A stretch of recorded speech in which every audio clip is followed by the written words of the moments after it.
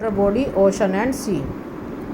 Hydrosphere earth surface का वह part जो कि ऑक्यूपाइड होता है वाटर बॉडी से, उसे हाइड्रोस्फीयर कहा जाता है।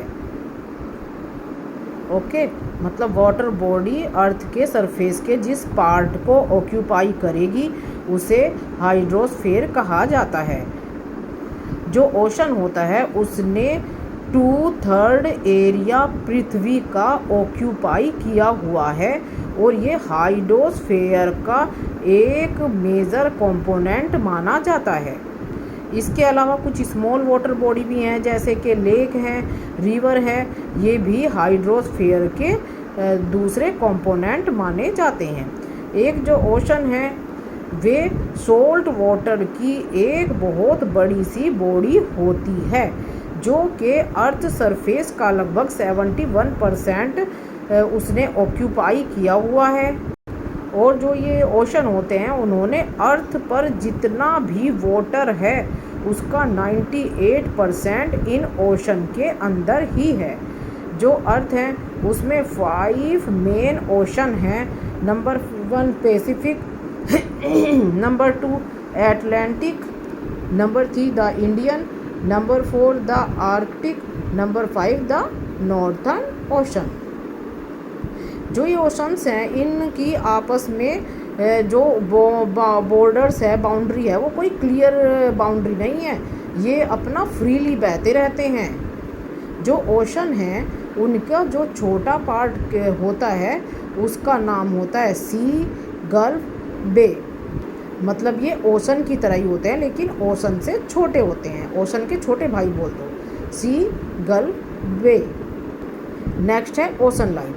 जो ओशन होता है उसके हर लेवल पे ऊपर नीचे और ऊपर सब जगह मिलाकर लिविंग थिंग इनहैबिट करती है।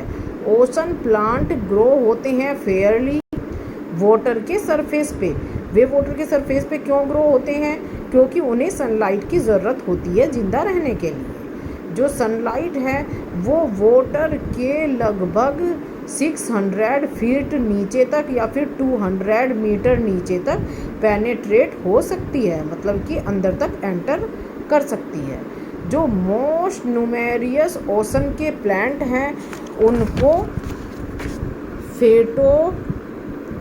फेटोप्लैंक्टन बोला जाता है।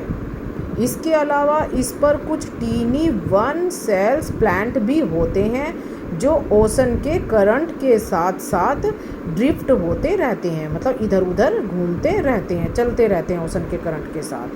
वेरियस काइंड ऑफ ग्रासेस और होती हैं सी में, जिन्हें सी ग्रास कहते हैं, और इसके अलावा और भी बहुत सारे प्लांट्स होते हैं। जो इसका ओशन है उसका अगर लार्जेस्ट एनिमल ब्लू व्हेल है और जो टीनिएस्ट एनिमल है उसका नाम है जूप्लैंक्टन। ये एक प्लैंक्टन की ही फॉर्म होती है। पहले देखो उसका जो यहाँ के मोरावर पेड़ हैं उन्हें कहा गया है फेटोप्लैंक्टन, और जो ये टीनिएस्ट जो एनिमल है इसको कहा गया है जूप्लैंक्टन। 100,000 ऑफ अदर प्रकार के जो एनिमल है वे और यहाँ पे रहते हैं। Importance of ocean.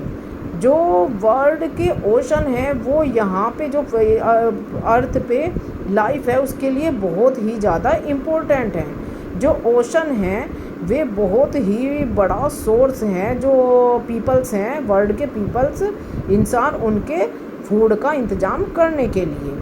ये बहुत ही बड़ा मिनरल का, ऑयल का, नेचुरल गैस का भी भंडार है। जो इसके ये फेटोप्लैंक्टन होते हैं, मतलब जिसके जो ये पेड़ होते हैं इसमें उगने वाले फेटोप्लैंक्टन, और जो इसके अलावा एक और होता है algae create much of world oxygen.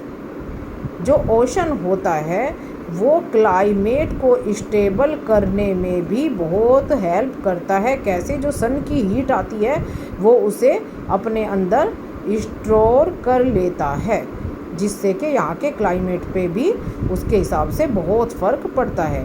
जो ओशन करंट है उसका डायरेक्ट इम्पैक्ट क्लाइमेट पर पड़ता है। किसी भी जगह के जो यहाँ का वार्म मतलब गर्म करंट्स जो इसमें से निकलते हैं, मतलब इसकी जो गर्म हवाएं होती हैं वे वार्म और रेनी वेदर को बनाती हैं। इसके अलावा जो इसके कोल्ड करंट होते हैं वे किसी भी जगह के क्लाइमेट को ड्राई करने का काम करते हैं। लेकिन आज के समय में जो ये ओशन है इनको बहुत डेंजर में डाल दिया है, बहुत इनकी हेल्थ ख़राब करने में लगे हैं लोग। वे क्या कर देते हैं, यहाँ पे पोल्यूशन फैला रहे हैं, पॉइजनस वेस्ट इसमें डंपिंग कर रहे हैं, गार्बेज इसमें गिरा रहे हैं। इससे क्या हो रहा है, जो ओशन है वह उसके अंदर की जो ऑक्सीजन है वो कम होती जा रही है, और इसके कम होने से जो वाटर के अंदर रहने वाले जीव जंतु हैं वे मरते जा रहे हैं। ओवर फिशिंग और ऑयल इसके अंदर स्पिल्स हो जाना, मतलब कि इसके अंदर ऑयल रिस जाना जहाज़ों में से, ये भी एक बहुत ही बड़ा पोल्यूशन का कारण बन रहा है।